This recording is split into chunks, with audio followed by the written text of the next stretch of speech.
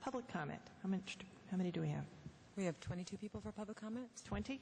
22. 22. 2 minutes apiece. Okay, so we have some nice chairs up front, and as I call folks' names, I'll call 5 or 6 people at a time. If you would please come up to the front so we know you're here, and we can have one person go after the next. The first 6 speakers are Joanna Pace, Margaret Brown, Tyler Sussman, Dennis Cody, and Ben Steinberg. Joanna Pace, Margaret Brown, Tyler Sussman, Dennis Cody, and Ben Steinberg. Good evening, board members. My name is Joanna Pace. I am a mother of an incoming 11th grader at El Cerrito High. She attended Portla and Madera. We enjoyed walking to our neighborhood school, Madera, and we've got to know the district much more clearly as in our years at Portla, where I was the PTA president for 2 years. I'm here to say I do not want a charter school at the site that's been proposed. I do not want a charter school in this part of the district. I don't want a charter school in the district. I'm a middle school teacher, and when I'm working with my students and they've made some kind of action that affects others, often they say, well, I didn't mean to hurt them. And what I as a teacher say is you have to think about the consequences of your action. And I'd like to invite the people who purchased that piece of property there that if they'd like to support education for all the children in West Contra Costa County, to think outside the box and do something that will support all the students in the school district while also making use of that lovely piece of property. Let's make a think tank retreat center. Make a place where teachers could go to work on inventing cool curriculum. Make it an agricultural teaching center, maybe an outdoor ed site. Let's make it a depot for materials for all the school gardens in the whole district, where we can have a greenhouse and provide plants to all the schools in the school district. I don't see a charter school at that site as being something that helps all the kids in our district, and therefore I do not support it. Margaret Brown.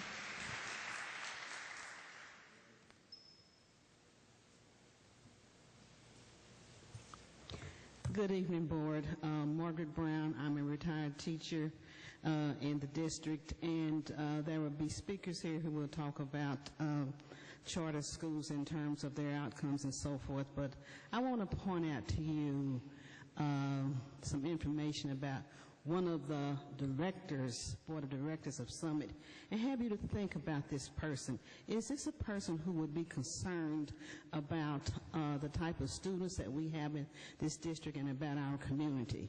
Meg Whitman, I think we all know who she is, sits on the board of Summit Schools.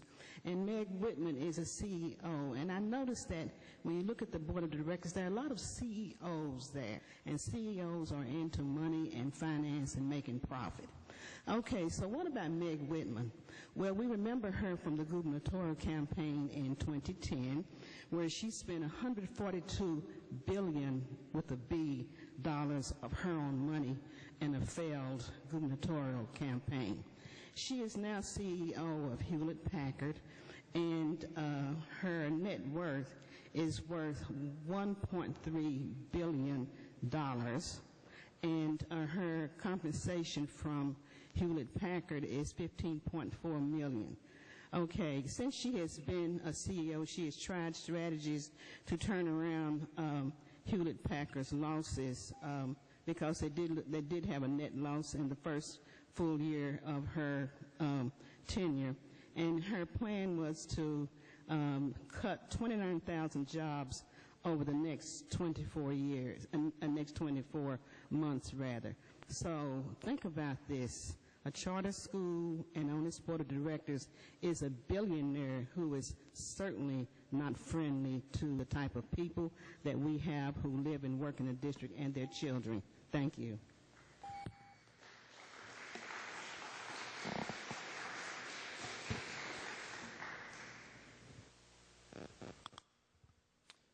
Good evening, Board, Dr. Harder. My name is Tyler Sussman, and for the last 2 years I've taught 6th grade at Bayview Elementary in West Contra Costa. I was approached about an opportunity for professional development this summer to develop curriculum with Summit Prep Public Charter School in Redwood City and San Jose. And I want to speak about my experience this summer working alongside these individuals. The level of collaboration and integrity that I have seen within this organization has been unmatched by any educational institution or organization that I have yet to encounter. The teachers that I worked alongside with were of the highest caliber and worked tirelessly to help the students that they served. We worked to create a curriculum that is open source and intends to reimagine the possibility of education in the 21st century. Having taught within West Contra Costa for the last 2 years, I can honestly say that I cannot imagine a better opportunity for the children of West Contra Costa than to have the opportunity to work and learn in this school with this organization. I hope that you will consider this charter proposal for the merit and opportunity it provides the children of West Contra Costa to reach new academic levels. Thank you.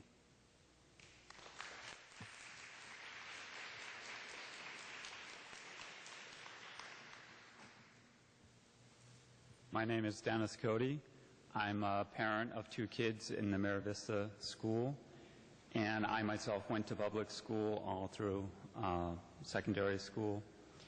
And I've looked a lot at my education and my children's education, and I am concerned for their future, and I want them to learn as much as I did and have as many opportunities as I had.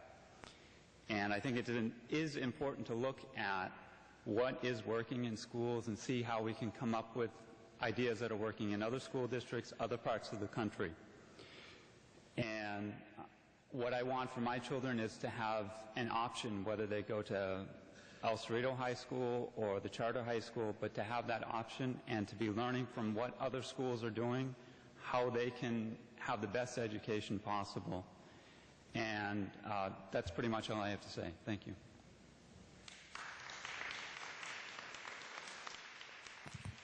As Mr. Ben Steinberg comes up, I'll call the next 6 people.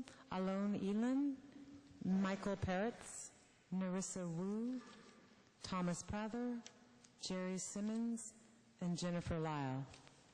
Those folks would come up. Alon Elan, Michael Peretz, Narissa Wu, Thomas Prather, Jerry Simmons, and Jennifer Lyle. All right. Board, Dr. Harder, thank you. I am Ben Steinberg. I'm the father of a 3rd grader who goes to Mira Vista. And I've thought long and hard about the role of a charter school in the district. And after a lot of careful deliberation and thought, I believe that, and firmly believe, that the charter school is in the interest of the school district. Right now in the WCCUSD, for the charter schools that already exist, there were 450 people on the waiting list of the schools here in this district. Those are people that were looking for better alternatives. We all know that there have been tremendous alternatives, tremendous flight from the district, which we all want to see turned around. So the question I came back to is why would K2 be a good charter option for my child? And I've been on tours and seen a lot of different high schools here in WCCUSD, elsewhere. I visited a lot of charter schools. And frankly, I can tell you, Summit has the best model of any charter school I've seen. There is a reason why, and there are many reasons why, they're a leading high school institution. My hope is not only that this will be approved, but a foundation will be laid where there can be active collaboration between the district and between K2, and it's a mutually beneficial relationship. That's my hope. I know that people who are opposed have a lot of fears and concerns.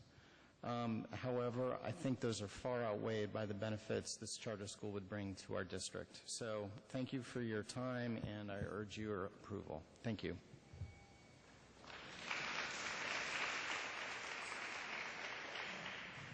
Good evening. As a parent in this district, I do not believe that a Summit Charter School at 1800 Elm Street addresses the problems in our public school. I don't believe it addresses the problems, the situations that all students in WCCUSD face, and I don't believe that it will serve the proportion of disadvantaged students that is intended to serve. We at Go Portola have repeatedly asked for evidence that the strategy of placing a school in this affluent area will result in a diverse campus. This is a strategy that's called ringing in the literature about charter school impacts, and results in the siphoning of engaged families from the traditional public schools. We have not been provided with any evidence that we can expect otherwise. Further, simple questions of transportation for students are not addressed in the application and have gone unanswered in written correspondence. The same goes for questions of who will be automatically admitted to the school. I have been told that these are issues of implementation that will be decided after the authorizing body is decided. This does not make sense to me. Either students will need transportation or they will not. Either children of so-called community leaders are exempt from the lottery and automatically admitted or not. These are items in the application for authorization and integral to ascertaining the likely success of a charter school in El Cerrito. I am not comfortable that the only evidence to predict success is Summit's track record in other locations with a different set of needs and demographics. The refusal by Summit and CFF to answer direct questions compounds my unease with this proposal. For these reasons, I request that the board deny the charter until these issues are resolved. Thank you. Michael Peretz. Michael Peretz.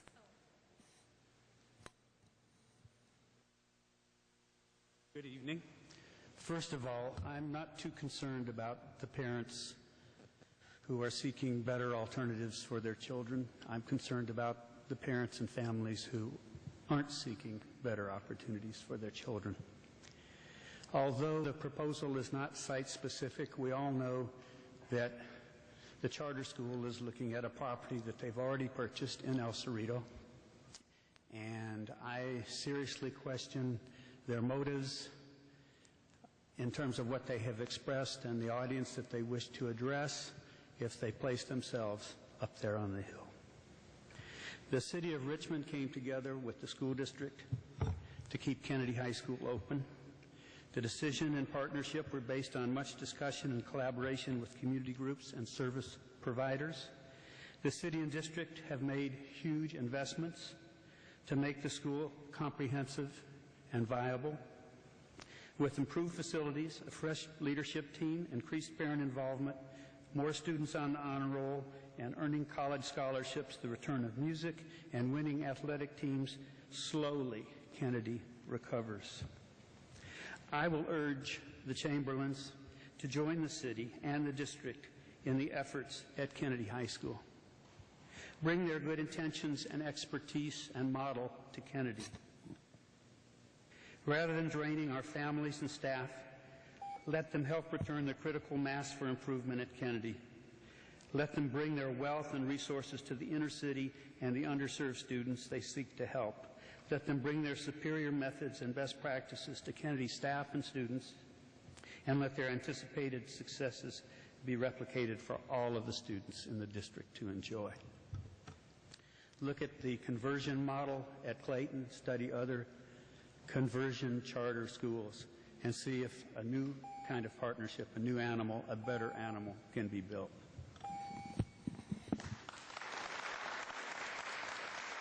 Saru.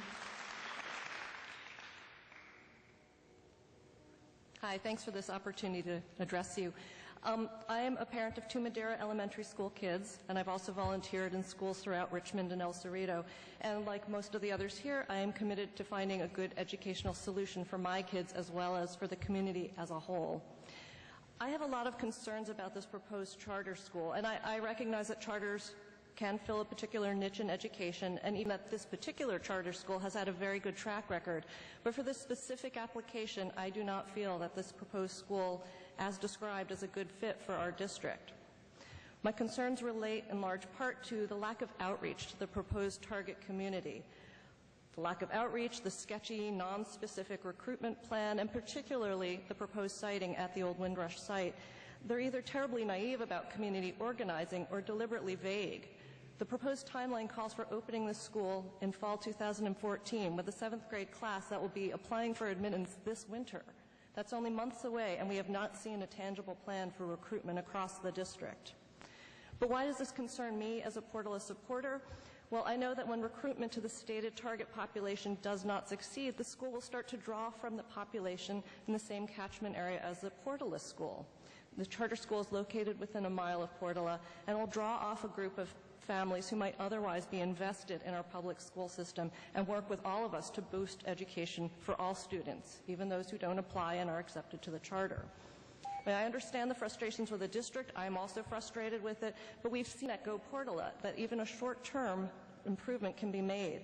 2011, we surveyed the community and found that 40% of families plan to send their student to Portola.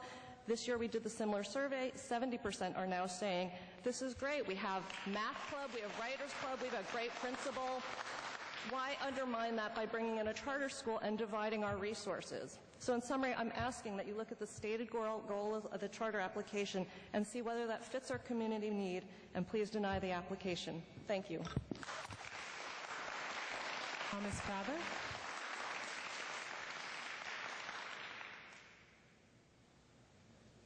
Thomas Prather, Grant Elementary. Just wanted to say, first of all, that I just can't understand the arrogance of the Summit group when they purchased that site before the school board even decided. Just saying. Summers Charter Schools should not be admitted to WCCUSD, as with Caliber Charter School. They are both privately run and privately owned. Who are they beholden to? Their owners, not the public. There is no democracy in running this charter school chain. Like a chain of restaurants, Summit Charter only has one goal: to make their owners richer. Why else would billionaires like Meg Whitman run Summit?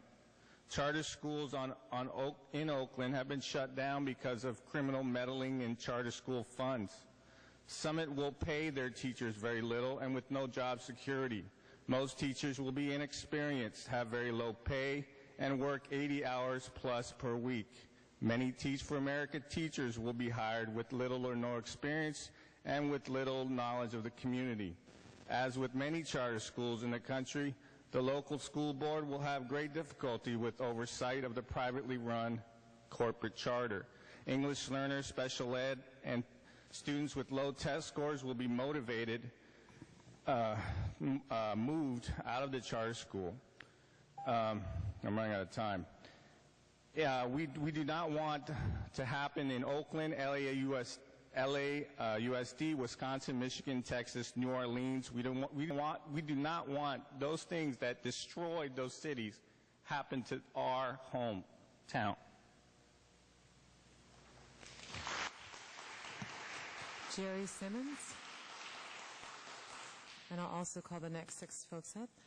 Bobby Dowling, Romy Douglas, Victoria Folks, Leslie Reckler, B. Lieberman, and Catherine Colon. Good evening, Madam President, members of the board. Jerry Simmons, and our law firm represents Summit Public Schools. A few points that we wanted to make for the record. First, the charter school, in this case, is operated by a nonprofit public benefit corporation. It is not a for-profit corporation, so we wanted to clarify that for the record. Secondly, the Charter Schools Act does not require that a memorandum of understanding ever be entered into by a charter school and a school district.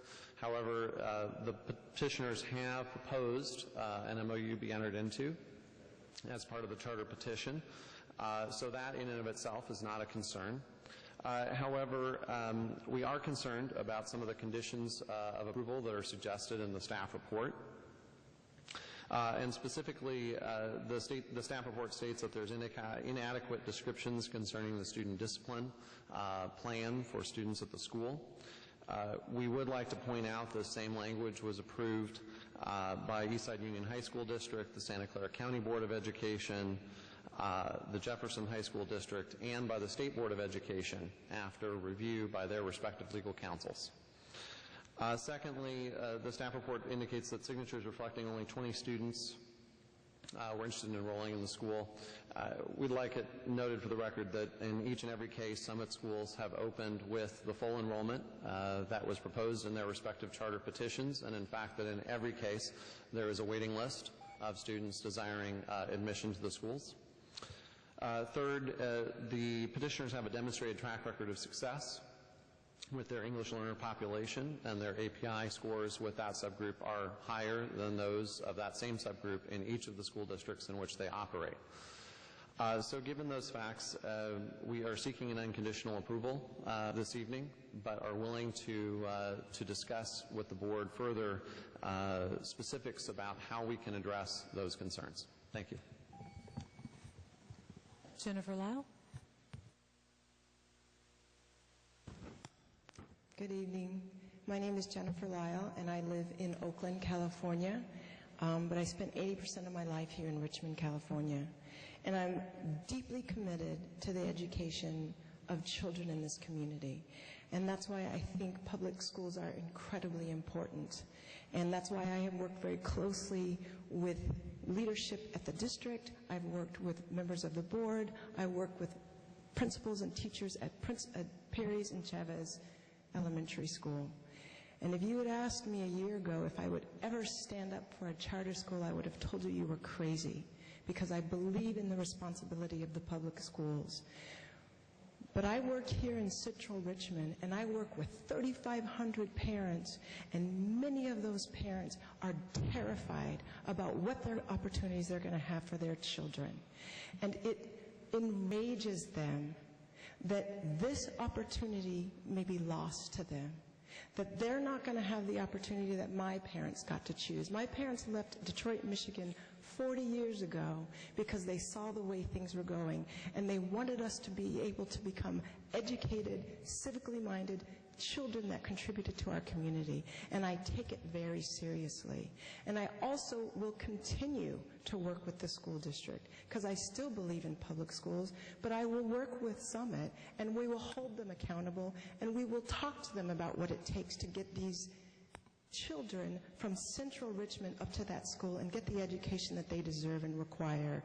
And we will support parents to get their children there. So I ask that you seriously consider this petition. Thank you. Bobby Dowling. Good evening.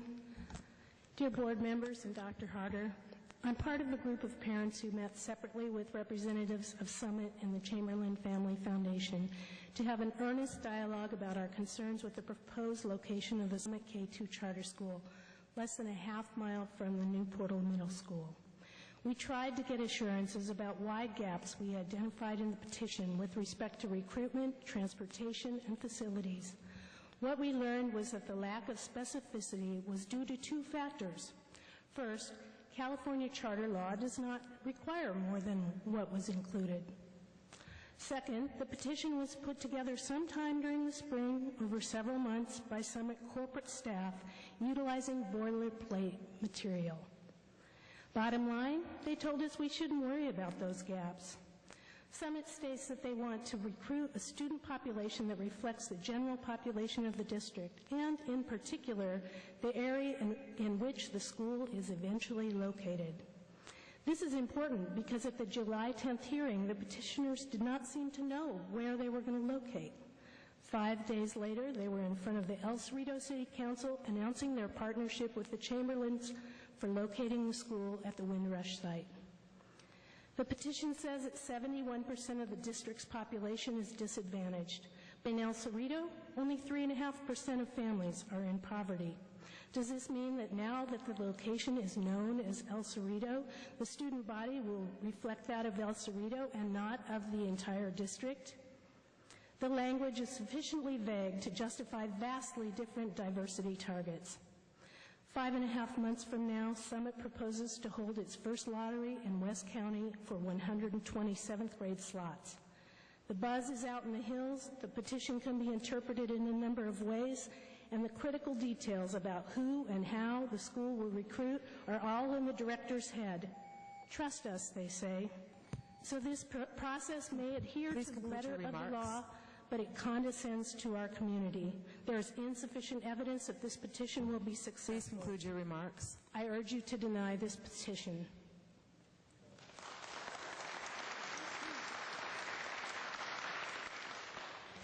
Good evening, Dr. Harder, Madam President, and members of the board. My name is Romy Douglas, and I'm the parent of two students, one at Kensington and one formerly at Portola, now entering El Cerrito High School. I am horrified and dismayed at this underhanded attempt by Summit to gain a foothold in El Cerrito. Many in our local parent community do not want this charter school.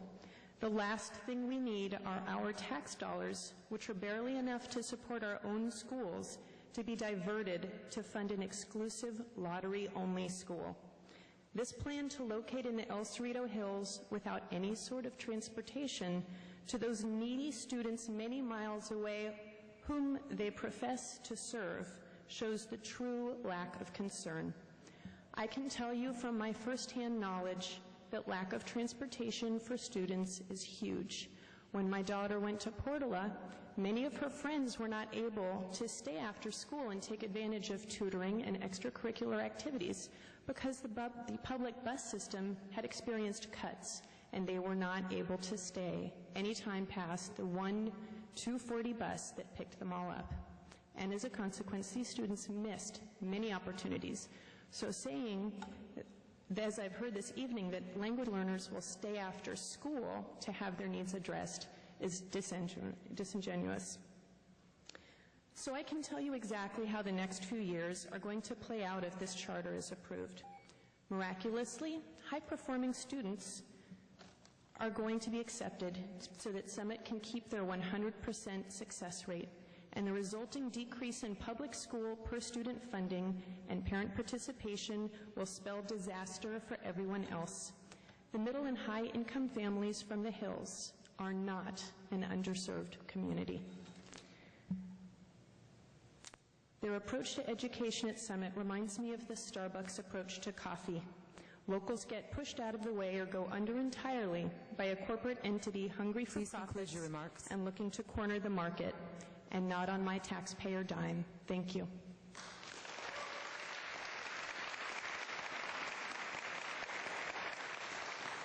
Victoria Folks.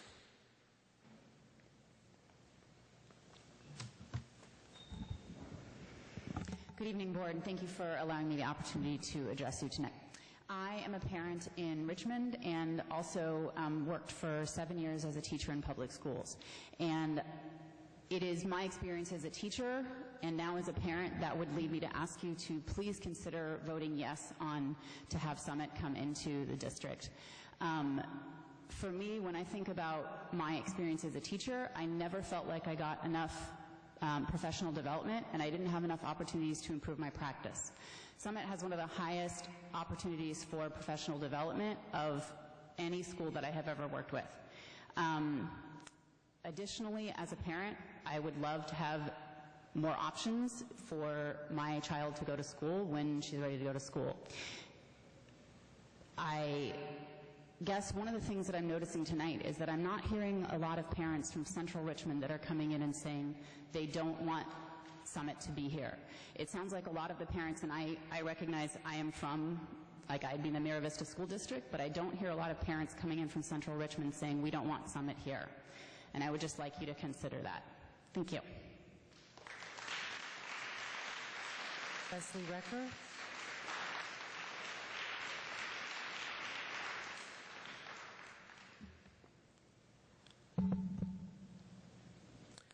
Tonight, I am asking you to vote with your heart. You know there are severe geographic and structural obstacles embedded in this plan that place an unfair disadvantage on those in most need. Much has been made of the fact that the school is far from the communities it hopes to serve. They do not believe a transportation plan is required, and they plan to spend more on copier expenses than on marketing over the next 7 years. Furthermore, the application for transfer and the application for admission are only available with minimal Spanish. On this Summit transfer application, the only Spanish word on the entire form is Latino. Even questions relating to Spanish, including is it necessary for your child to receive communications in Spanish, are in English. On their admission application, it does get a bit better where they have put that in writing. By Summit's own admission, our district is 49.5% Hispanic or Latino. All of these forces come together to create a virtual poll tax on most needy students by erecting insurmountable barriers. Some have said if the board approves the charter, Summit and the Chamberlains will collaborate with us. So far, this does not seem to be the case. There has been virtually no collaboration or even communication with the border community. Besides the establishment of an email address advertised in the patch, I can tell you they received only 100 responses. They were never made public. I am hoping for the best, but the track record is not promising. Stand up for what you know is right. You have all been here a long time. You know this is not the answer. You will always be able to say you stood for your principles and what is right for all the children in the district. Thank you. B. Lieberman.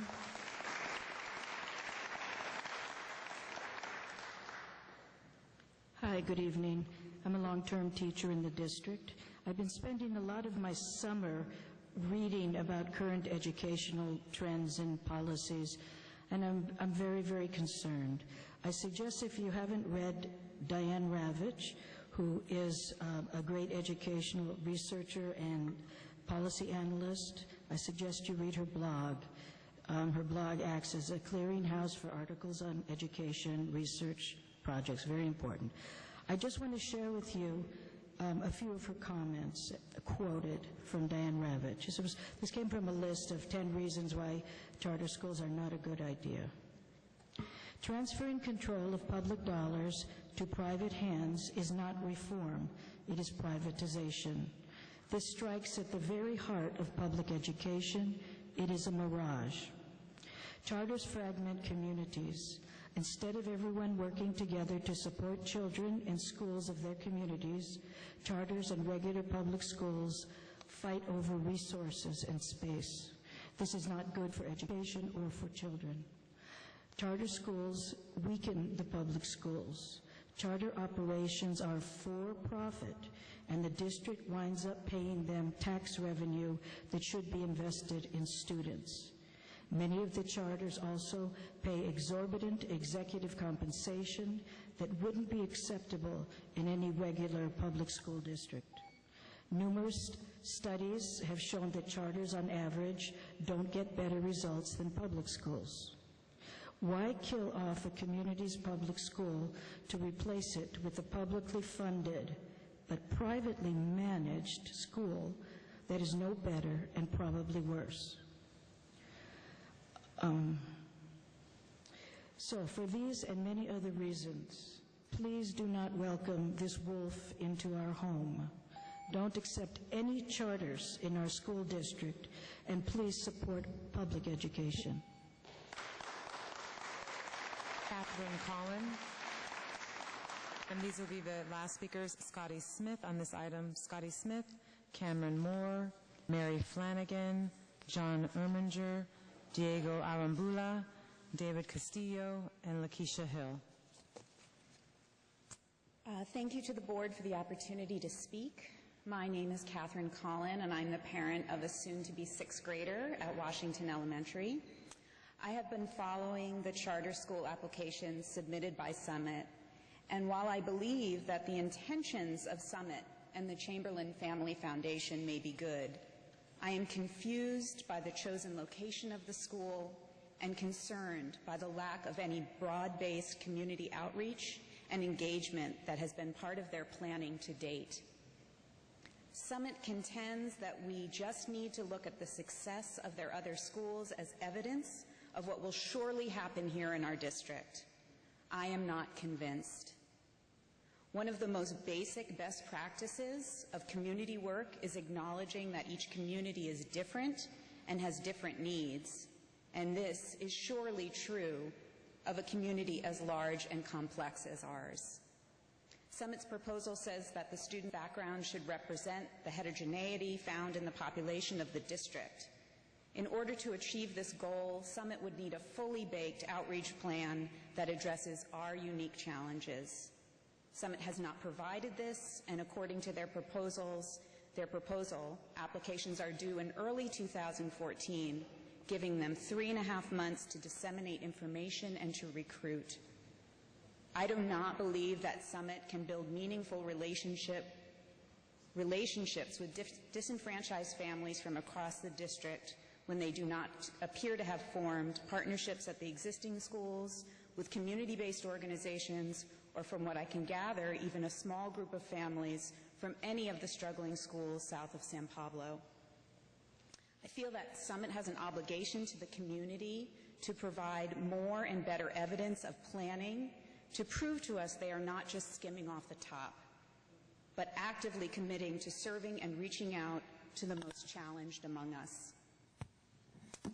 I hope you take the opportunity to deny this proposal and, at the very least, delay its approval. Your remarks. Thank you.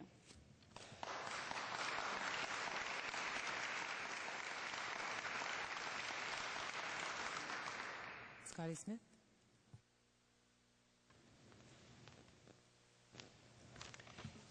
Good evening. As an educational advocate in this district, I have advocated for over 35 years for public education. And I have focused particularly on the education of African American students and other disenfranchised students in public system. I have reviewed the plan of Summit, and I think they have a great model. But I am concerned with the sentence in the charter that says the student's background should represent the homogeneity found in the population of the West Contra Costa Unified School District, and in particular, the area in which the school is eventually located. That phrase I have some problems with, because if the school is going to be located at the Windrush facility, and this district approve a charter with that phrase in it, it becomes legally binding. And this could eliminate the possibility of students from the lower end of the school district coming there. I'm not worried about the transportation because most of our students go by bus, public transportation. But I have spoken with the Summit people this afternoon, and they have indicated that they are more than willing to take that phrase, and in particular, the area in which the school is eventually located, out.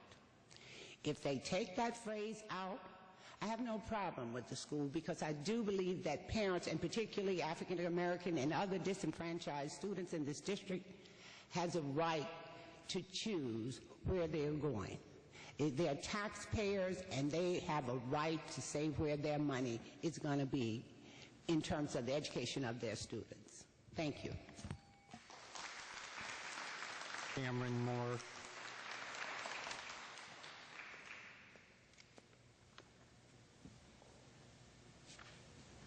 Members of the board, my name is Mac Moore. I've lived in West County for over 10 years and a parent of 2 kids that attend the district schools. I'd like to respectfully ask you to deny the petition. Summit has tremendous resources and capabilities, and we can expect more of them. I think they need to take their petition, rework it, and resubmit it. Summit has publicly stated to this board that it specializes in preparing traditionally underserved, primarily minority students to attend college. And yet, so far, Summit seems woefully incapable of recruiting the students that they purport to target. The fact that they have not even reached out to the underserved community shows disrespect. Then choosing the Windrush site far away from the underserved communities adds injury to insult. It's convenient to my neighbors up in the hills, but if you live in Richmond, here's a bus schedule and good luck to you. Well, I would like the Summit management to stand on that corner of Cutting Boulevard and San Pablo and decide if they would want to have their kids cross that street to access their school. I know they can do better, and I would ask this board to deny the petition until they have the opportunity to rework it and come up with a plan that can actually work for the community that they purport to serve. Thank you very much.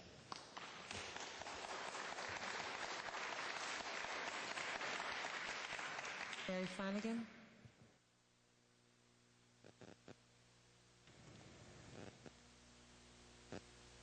Hi, I'm Mary Flanagan from Neestrom Elementary in Richmond, and I ask you to deny the petition for the charter school. The notion that charter schools outperform traditional public schools is not supported by the facts. An updated 2013 Stanford University study concluded that privatized schools were slightly better in reading and slightly worse in math, with little difference overall. An independent study by Bold Approach found that reforms deliver few benefits, often harm the students they purport to help, and divert attention from policies with more promise to weaken the link between poverty and low educational attainment. And I think that's the issue, siphoning off of funds from the district, a two-tier educational system. We need a more equitable distribution of funds in the district. Let me just go into the Bold Approach. A broader, bolder approach to education is a task force convened by the think tank, the Economic Policy Institute, and its signatories include Diane Ravitch and Arnie Duncan, Geoffrey Canada of the Harlem Children's Zone, and Linda Darling Hammond. And they're talking about the achievement gap. They say it stubbornly persists. And they say putting disadvantaged students on an equal footing with their better-off peers require policies that tackle the consequences of poverty. And their take on charter schools is that charter schools further disrupted the districts while providing mixed benefits, particularly for the highest need students. And the issue is the English language learning students, of which, I forget the percentage, more than half in the district. Reformers say that charters offer, in other words, that they don't serve those at all. Reformers say charters offer better options and outcomes for students. Please conclude your remarks. But charter outcomes in these cities and across the country. Please conclude your remarks. The question is they're going to disrupt school districts logistically and financially, particularly ours. And so I request you to deny the petition. John Erminger.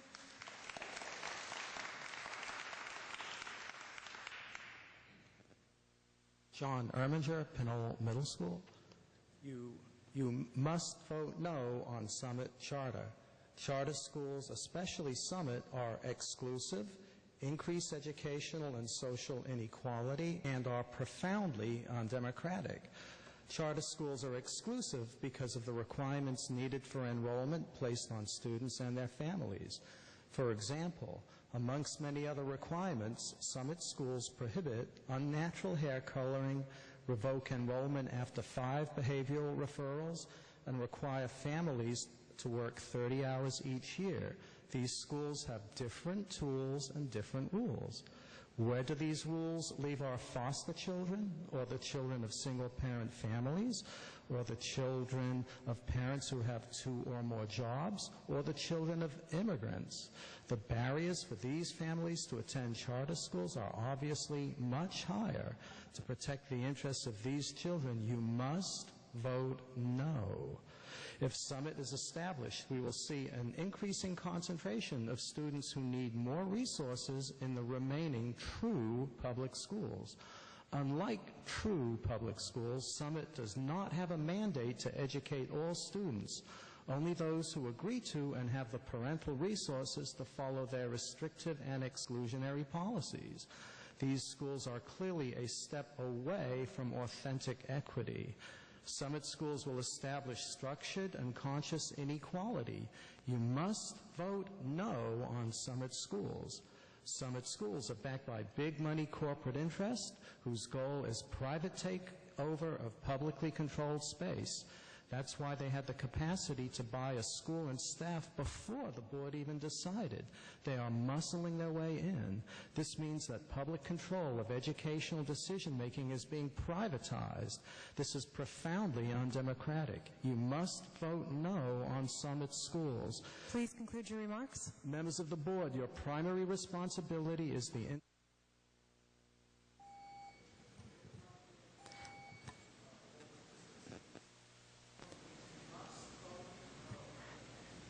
Diego Arambula.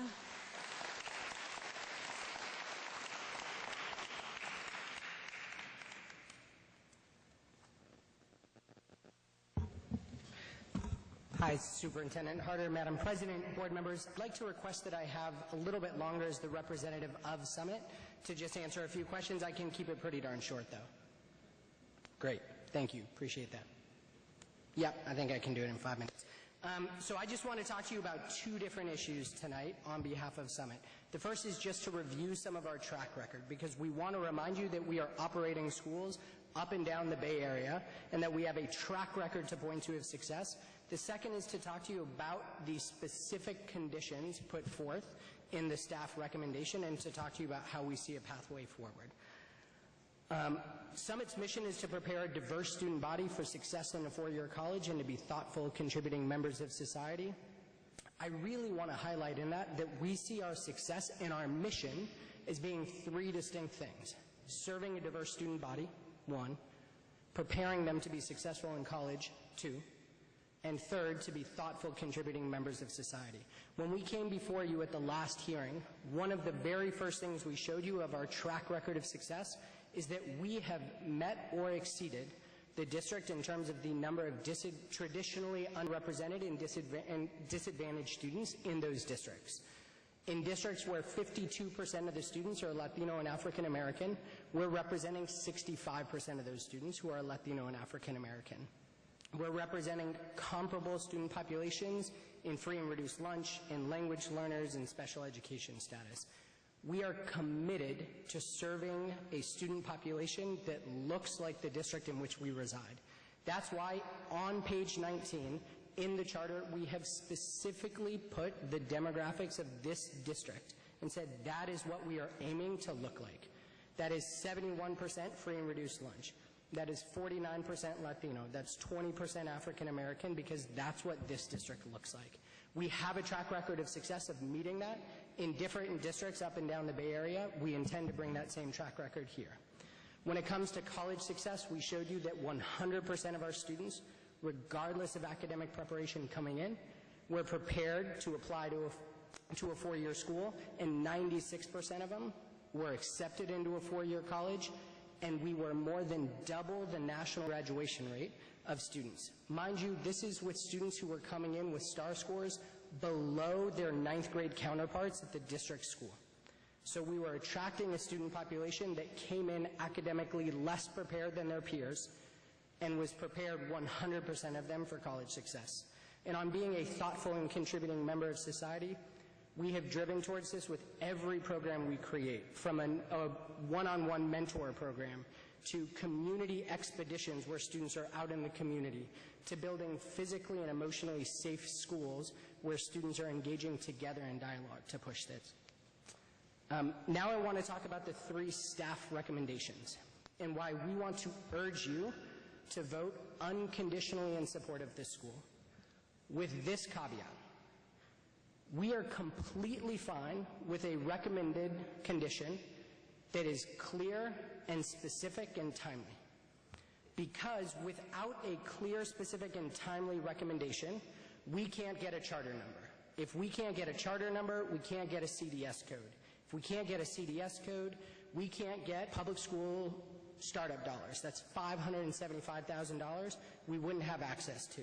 We couldn't get a revolving loan. That's $250,000 we wouldn't have access to. We couldn't apply to a SELPA. So without clear, timely, and specific conditions, we cannot accept a conditional approval because it would force us to wait months and months potentially to resolve those conditions without knowing exactly what they were.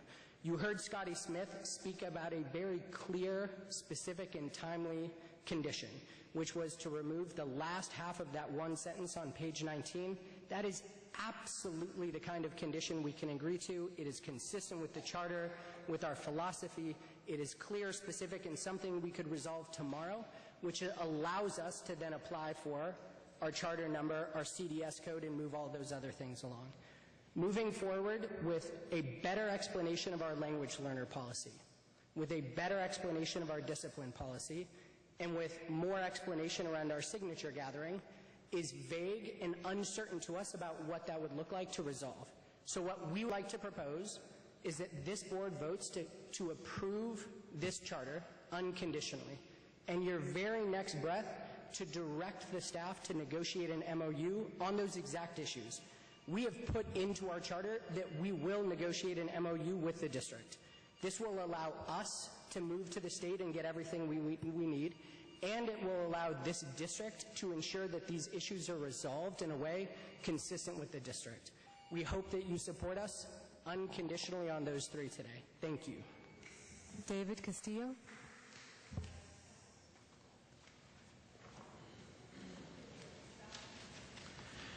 Good evening, Superintendent Harder and Board Trustees. My name is David Castillo. I'm with the California Charter Schools Association. I'm also a former public school teacher and a former public school administrator at a high school in East Oakland. On behalf of CCSA, we ask that you support and approve the Summit Public School K-2 petition. The Summit team is committed to providing a high-quality public school option to an underserved community, and they are committed to doing so in partnership with the district. Currently, Summit operates 4 high-performing charter schools across Silicon Valley and San Jose. Their schools serve as laboratories of innovation, defining and refining best practices, including the expanding role of technology in advancing student learning. This approach yields amazing results. 100% of Summit Public School students are eligible to attend a 4-year college, compared to just 24% of public school students across California. CCSA has thoroughly reviewed West Contra Costa Unified School District's findings and the Summit petition again, and firmly believe that the school fully meets all of the legal requirements. In light of Summit's legally compliant petition, commitment to provide a high-quality public school to the community, and desire to work in partnership with the district to meet the needs of the community, I and CCSA ask that you support the approval of the Summit petition today to demonstrate your commitment to providing high-quality public school options for students and families in West Contra Costa Unified. Thank you. Final speaker, Lakeisha Hill.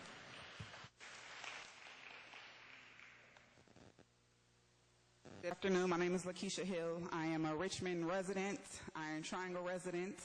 I have 6 children, 4 in elementary, 1 in preschool, and 1 adult child. I want to strongly encourage you to pass the charter for Summit. My children currently go to school in Oakland. I've been a Richmond resident for 14 years, and I feel strongly about education, but I found that the education in the school district is inadequate, so I drive my children all the way from Richmond to Oakland every day. So I want to encourage strongly. I would love to be able to drive my children to El Cerrito. That's just a short drive across. People here want to say that transportation is an issue. For me, it would not be. I'm a resident here in Richmond. They come from the hills. why is their concern the transportation, which should be my concern, but it's not a concern. My concern is strong education, a strong foundation for my children, and I believe that if my children have the opportunity for a strong foundation, they have a strong future. So I would like to encourage you this day, please pass this. Pass it, pass it, pass it. That concludes public comment. Thank you. Board comment. Mr. Ramsey. Thank you, President Cronenberg.